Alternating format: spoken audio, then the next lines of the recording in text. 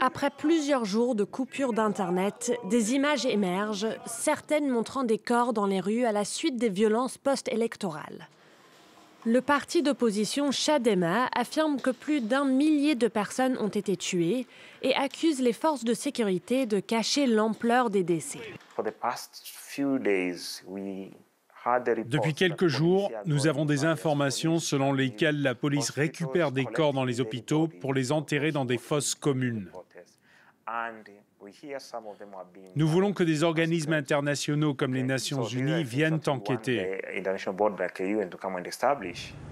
Les gouvernements occidentaux, dont ceux du Royaume-Uni, de la Norvège et du Canada, affirment avoir reçu des rapports crédibles sur un grand nombre de victimes, tandis que Human Rights Watch dénonce ce qu'elle qualifie de répression violente.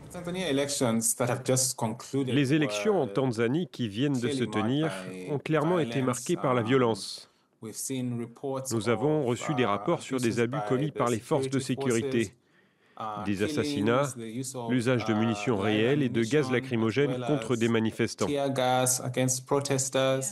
La présidente Samia Suluhu a été investie lundi après sa réélection avec presque 98% des voix. Elle a attribué les violences à des étrangers. La plupart des jeunes arrêtés pour des actes répréhensibles viennent de l'extérieur de la Tanzanie. Nos forces de sécurité enquêteront et ramèneront le pays à la normale. Samia Suluhu est arrivée au pouvoir en 2021 après le décès de l'ancien président John Magufuli. Sa dernière victoire, la première qu'elle remporte en son nom, est largement contestée.